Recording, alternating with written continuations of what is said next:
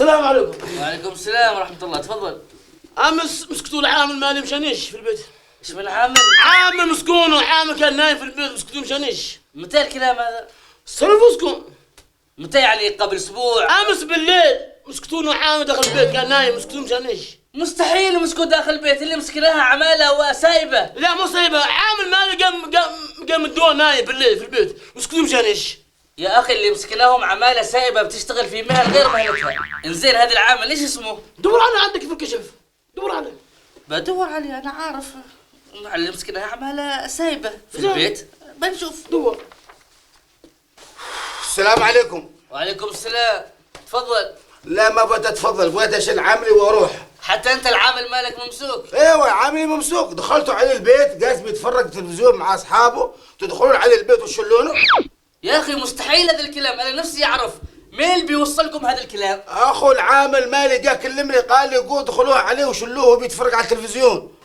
لحظات بس خلينا نخلص الرقاء، لكن ايش اسم العامل؟ سيف الدين. سيف الدين. ايوه سيف الدين. يا جماعة في القائمة واحد سيف الدين، مين كفيله الحين؟ انا كفيله. كذاب انا كفيله. كفيله من وين؟ أنا. وهذا اللي وراقي. لا انا كفيله. يا جماعة هدوا خلاص، أنا الحين بتصل في رجل الأمن بيقابل عامل لهنا وبنعرف مين كفيله. هدوا أعصابكم شوية. تعال مني تعال. ايوه بابا. شوف صورة من أرباب من أنت كفيل، من كفيل؟ والله ممكن. أيوه. هو لا ممكن. شوف زين، شوف برابر. ممكن هو ممكن. شو الصورة؟ والله ما في معلوم. كيف ما في معلوم؟ شوف صورة زين. لا ممكن انت.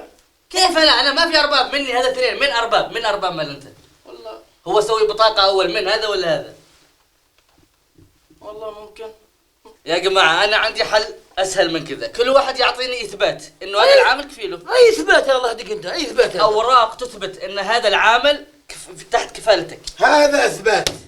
انا ما عندي من اثباتك ما اوراق كذا. انا ما بتكلم معك هنا، الرجال بيخلص، انا مالي معك هنا. انا ما يمشي هذا الاوراق عندنا، ما نتقبل على هذا الاوراق.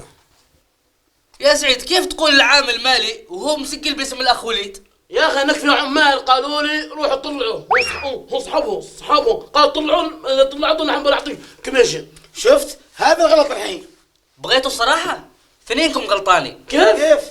لأنك أنت بعت ضميرك مبلغ بسيط، وأنت يا أخ وليد سيبت العامل من جبته، سيبته وبعت الفيزا، والدليل إنه من قام ما عرفك. صح كلامك، انا غلطان. يوم سيبت العامل كذا وانا بشيل عاملي وبشغله عندي وبخليه تحت عيوني، وان شاء الله ما بعيدها المره الثانيه هذه. ان شاء الله انا اوعدكم ما بكررها ان شاء الله باذن الله، ما بكررها. لا إله إلا الله. إيش بنقول غير إنه الله يهديكم.